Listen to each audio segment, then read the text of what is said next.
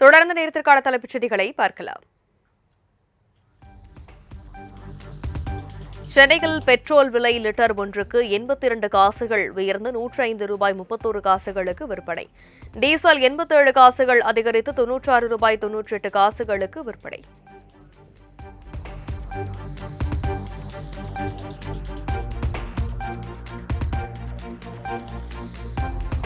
கடந்த 10 நாட்களில் மட்டும் பெட்ரோல் டீசல் விலை 3வது முறையாக உயர்வு.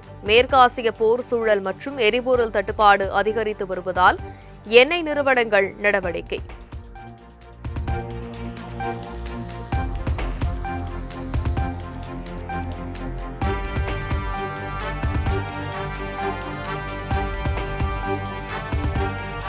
சென்னை அண்ணா சாலை, நுங்கம்பாக்கம், கோயம்பேடு உள்ளிட்ட பகுதிகளில் பயங்கர சத்தத்துடன் சுழன்றடைத்த தரைக்காற்று. மெரினா கடற்கரையிலும் காற்று வேகமாக வீசியதால் நடைபயிற்சி சென்ற மக்கள் மற்றும் வாகன ஓட்டிகள் அவதி.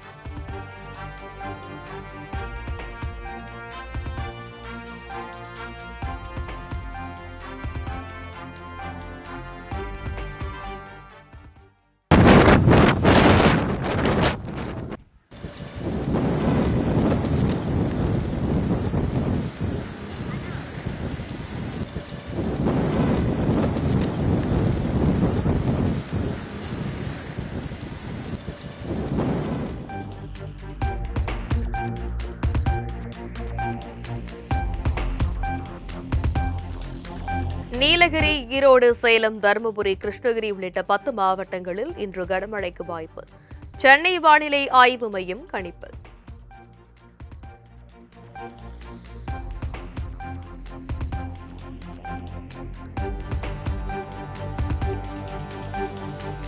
நீலகிரி, கோவை, ஈரோடு, திருப்பூர், சேலம் உள்ளிட்ட 19 மாவட்டங்களில் நாளை கனமழை பெய்யக்கூடும். வரும் 26ஆம் தேதி வரை தமிழகத்தில் பல்வேறு பகுதிகளில் கனமழை நீடிக்கும் எனவும் வானிலை ஆய்வு மையம் அறிவிப்பு.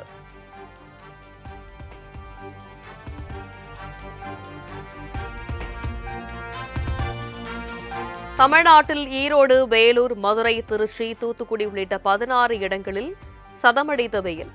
அதிகபட்சமாக ஈரோட்டில் 106.52 டிகிரி ஃபாரன்ஹீட் வெப்பம் பதிவு.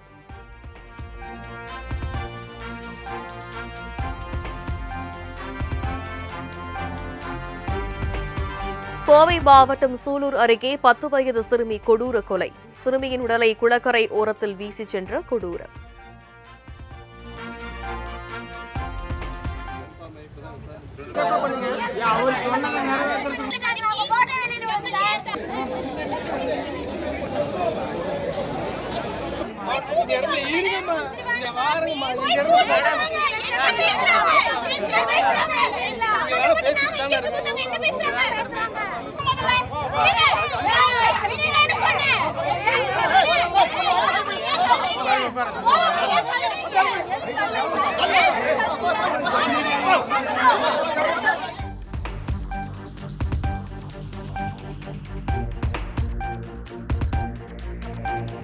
பத்து வயது சிறுமி கொலை செய்யப்பட்ட வழக்கில் 2 பேர் அதிரடி கைது. குற்றவாளி மீது உரிய நடவடிக்கை எடுக்க கோரி சிறுமியின் பெற்றோர் மற்றும் உறவினர்கள் விடிய விடிய போராட்டத்தில் ஈடுபட்டதால் பரபரப்பு.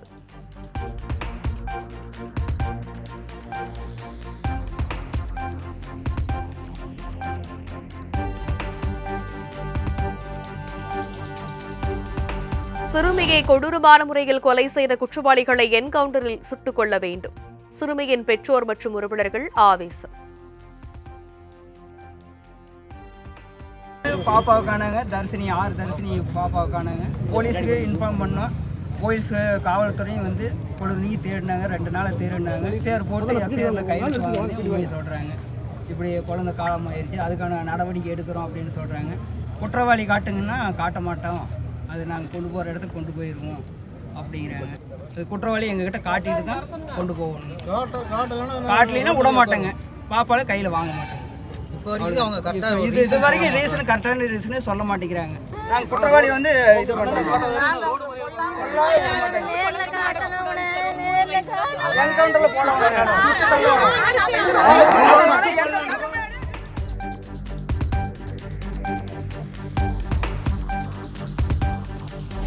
கோவையில் 10 வயது சிறுமி சடலமாக மீட்கப்பட்ட விவகாரத்தில் கைது செய்யப்பட்ட கார்த்திகின் கை மற்றும் காலில் முறிவு. போலீசாரிடமிருந்து தப்பி ஓட முயன்றபோது கீழே விழுந்ததால் முறிவு ஏற்பட்டதாக தகவல்.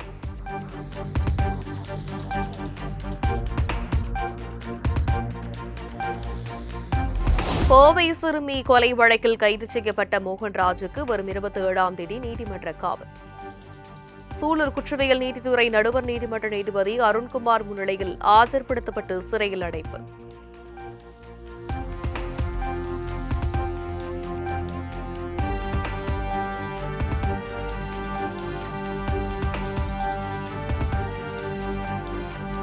திமுக ஆட்சியில் நிலவிய அதே பெண்கள் குழந்தைகளின் பாதுகாப்பற்ற சூழல் தொடர்வது கவலை அளிக்கிறது.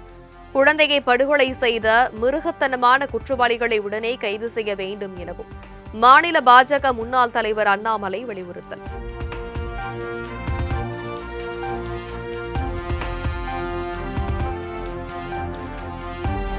தமிழ்நாட்டில் பல்வேறு சுங்கச்சாவடிகளில் புதிய கட்டட உயர்வு இன்று முதல் அமல். கார், ஜீப், வணிக பயன்பாட்டு வாகனங்கள் மற்றும் கனரக வாகனங்கள் என அனைத்து தரப்பு வாகனங்களுக்கும் இந்த கட்டட உயர்வு பொருந்தும் எனவும் அறிவிப்பு.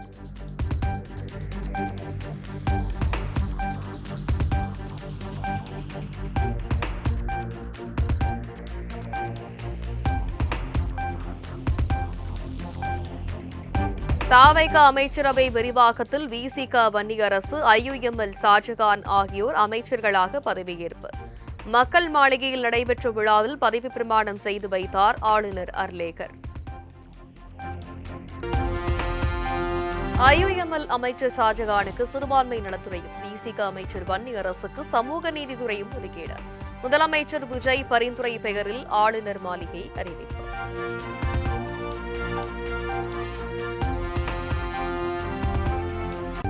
முதலமைச்சரிடம் தான் வைத்த வேண்டுகோளின் அடிப்படையில் தான் இலாகா மாற்றப்பட்டது. துறை மாற்றம் குறித்து அமைச்சர் செங்கோட்டையன் விளக்கம். என்னை பொறுத்தவரையிலும் மக்களோடு மக்களாக இருந்து அந்த பணிகளை ஆற்ற வேண்டும் என்று நான் விரும்புகிறேன். ஆகவேதான் நிதித்துறையிலே பொறுத்தவரையிலும் உங்களுக்கு தெரியும், என்னுடைய பணிகள் முழுமையாக சென்னையில் இருந்து ஆற்ற வேண்டிய சூழல் ஏற்படும். ஆனால் மக்கள் பணி என்பது வருவாய்த்துறையின் மூலமாக எல்லா நலத்திட்டங்களையும் உருவாக்க முடியும் என்பதுதான் என்னுடைய நிலையில்.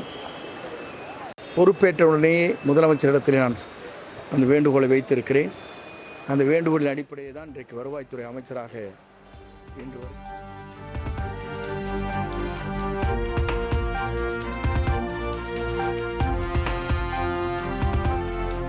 சென்னை தலைமைச் செயலகத்தை பேட்டரி காரில் வலம் வந்து சுற்றி பார்த்த முதலமைச்சர் விஜய் கோட்டை வளாகத்தில் உள்ள மிகவும் பழமையான தேவாலயம் மற்றும் அருங்காட்சியகத்தை பார்வையிட்டார்.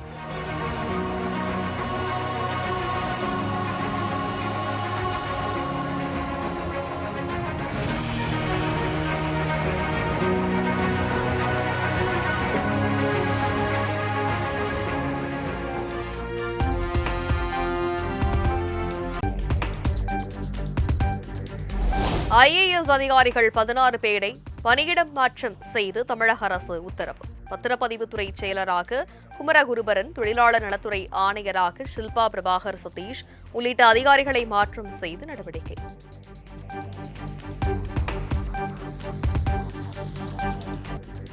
தமிழ்நாட்டில் 6 ஐபிஎஸ் அதிகாரிகள் பணியிட மாற்றம் செய்து தமிழ்நாடு அரசு உத்தரவு. திருச்சி எஸ்பியாக டோங்க்ரே பிரவீன் உமேஷ், தென்காசி மாவட்ட எஸ்பியாக எஸ் அசோக்குமார், மகளிருக்கு எதிரான குற்றப்பிரிவு எஸ்பியாக வி ஷியாமலாதேவி உள்ளிட்டோர் நியமனம்.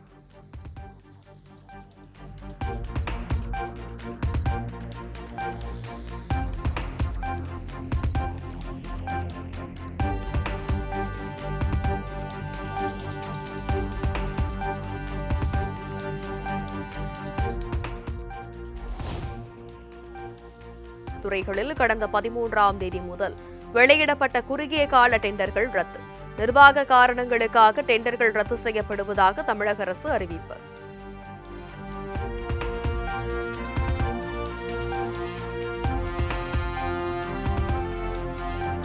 தமிழ்நாடு நகர்ப்புற வாழ்விட மேம்பாட்டு வாரிய தலைவராக கூபா கிருஷ்ண நியமனம். திருச்சி கிழக்கு தொகுதியில் போட்டியிடுவார் என எதிர்பார்க்கப்பட்ட நிலையில் வாரிய தலைவர் பதவி வழங்கினார் முதலமைச்சர் விஜய்.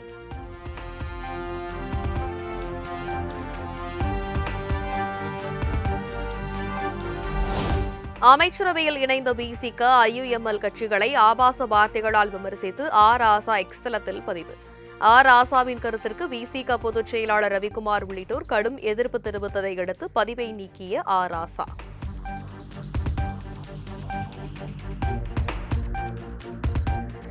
பெண்களை இழிவாக தொடர்புபடுத்தி விசிக மற்றும் ஐயுஎம்எல் கட்சிகளை விமர்சித்த விவகாரம். செய்தியாளர்களின் கேள்விக்கு திமுக எம்பி ராசா பதிலளிக்காமல் சென்றதால் பரபரப்பு.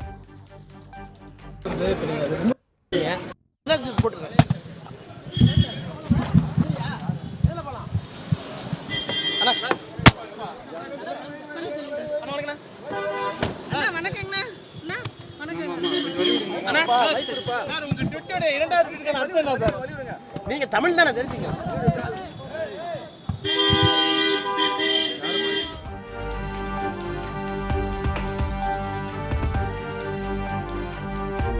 திருமாவளவன் குறித்து சர்ச்சை கருத்து தெரிவித்த திமுக எம்பி ராசா பகிரங்க மன்னிப்பு கேட்க வேண்டும் என அமைச்சர் ஆதவர்ஜுனா எச்சரிக்கை. திமுக நிர்வாகிகளும் திமுக ஐடி விங்கும் இனிமேல் தனிநபர் தாக்குதலை நிறுத்திக் கொள்ள வேண்டும் என்றும் எச்சரிக்கை.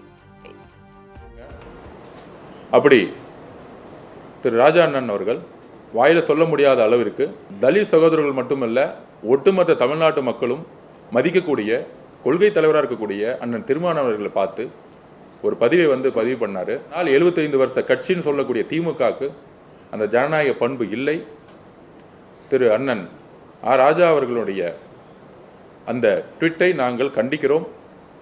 அதற்கு பயங்கரமான மன்னிப்பை தமிழக மக்கள் மீதும் விசிக தலைவர் அண்ணன் திருமாவளவன் மீதும் அவர்கிட்ட மன்னிப்பு கேட்கணுங்கிறது எங்களுடைய கோரிக்கை.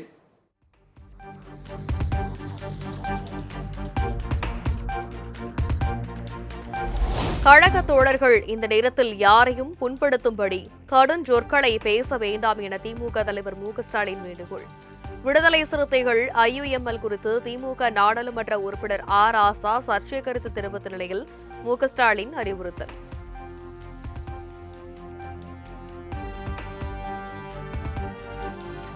மாநில சுயாட்சி மற்றும் இருமொழி கொள்கை விவகாரங்களில் தாவேக அரசு உறுதியாக உள்ளது. மதசார்பற்ற கொள்கையில் உறுதியுடன் இருப்பதாகவும் அமைச்சர் ஆதவர்ஜுனா திட்டவட்டம். பேரறிஞர் அண்ணா என்ன கூறினாரோ, தமிழ் தாய் வாழ்த்து பாடாமல் இருப்பது மாநில சுயாட்சிக்கு எதிராக எழுப்பிய குரல் என்கிறதை நாங்கள் பதிவு செய்கிறோம்.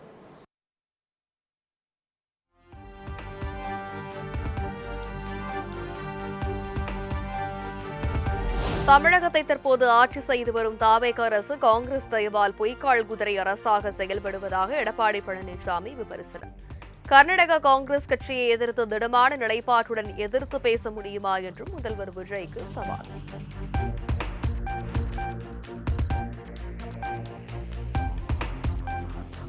தாவேக அரசின் அமைச்சரவையில் இடம் கேட்கவில்லை என முன்னாள் அமைச்சர் SP வேலுமணி விளக்கம். எடப்பாடி பழனிசாமி தரப்புக்கு எதிராக செயல்பட்டு வந்த நிலையில் திடீர் ட்விஸ்ட் அடித்த SP வேலுமணி தரப்பு. ஏதாவது ஒரு முறையாவது நாங்கள் இப்படி அமைச்சர்களாக உள்ள வந்து சொல்லலை ஒன்று. அதே போல் ஒரு 3 நாளைக்கு முன்னாடி தாவக தரப்பில் ப்ரெஸ் மீட் பண்ணும்போதும் அவங்க அமைச்சர்களாக எங்கள்கிட்ட கேட்கலன்னு சொல்லி அவங்களும் விளக்கமாக சொல்லியிருந்தாங்க. ஆகவே ஒரு தவறான கருத்துக்களை திரும்ப பதவிக்காக தயவுசெய்து இனியாவது எழுதாதீங்க. அதாவது யார் பதவி கொடுக்கணும் அவங்களும் தெளிவுபடுத்தி பேட்டியே கொடுத்து சொல்லிட்டாங்க 3 நாளைக்கு முன்னாடி. அதாவது நேற்று அமைச்சராக போடுறாங்க, அதுக்கு முன்னாடியே 2 நாளைக்கு முன்னாடி சொல்லிட்டாங்க. அவங்க அப்படி எதிர்பார்த்து வரல, எங்களுக்கு மக்கள் ஆதரவுக்கு அந்த அடிப்படையில் தான் வர்றாங்கன்னு சொல்லி போட்டாகவே.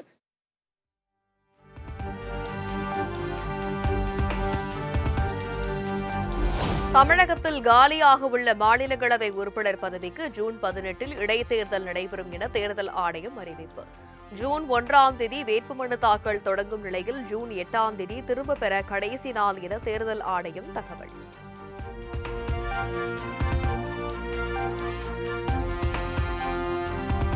தமிழகத்தில் மூடப்பட்ட மதுபான கடைகளில் பணியாற்றிய ஊழியர்களுக்கு மாற்று கடைகளில் பணி ஏற்பாடு.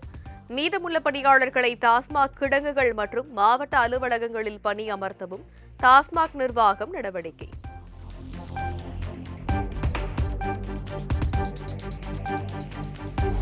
திருவள்ளூர் மாவட்டத்தில் பல்வேறு பகுதிகளில் மின்சாரம் இல்லை என கூறி பொதுமக்கள் சாலை மறியல். திருத்தணி நகராட்சி குமாரகுப்பம் பகுதியில் தொடர் மின்வெட்டை கண்டித்து போராட்டத்தில் குதித்த பொதுமக்கள்.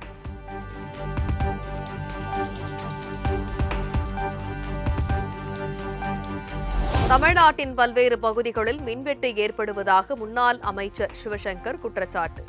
பவர் உங்கள் கையில் வந்திருக்கிறது, பவர் கட் இல்லாமல் பார்த்துக் கொள்ளுங்கள் என முதலமைச்சர் விஜய்க்கு வலியுறுத்தல். இன்றைக்கு பொறுப்பேற்றிருக்கிறவர்கள் பொறுப்பேற்ற இத்தனை நாட்களுக்குள் அதற்கான தீர்வு என்ன என்பதை பார்க்காமல் கடந்த ஆட்சியை குறை சொல்வதற்கு போலவும் இன்றைக்கு ஏதோ புதிதாக ஆட்கள் பற்றாக்குறை என்பது ஏற்பட்டிருப்பதும் போலவும் பேசிக்கொண்டிருப்பது தேவையில்லாத உண்டு. மக்கள் உங்களிடத்தில் பவரை கொடுத்துட்டாங்க, பவர் கட் இருக்கக்கூடாதுங்கிறத மக்கள் கேட்பது. அதற்கு என்ன வழி என்று பார்த்தால் போதும். தமிழ்நாடு மின்துறையிலே பணிபுரிகின்ற அலுவலர்கள் மிக சிறந்த அலுவலர்கள், இந்தியாவிலேயே சிறப்பான முறையிலே பணி செய்யக்கூடியவர்கள். அவர்களுக்கு தெரியும் எந்த பிரச்சனையை எப்படி தீர்க்க வேண்டும் என்று. அவர்களை அழைத்து பேசி ஆய்வு செய்தால் மக்களுக்கு சிரமம் தராமல் இருக்கலாம்.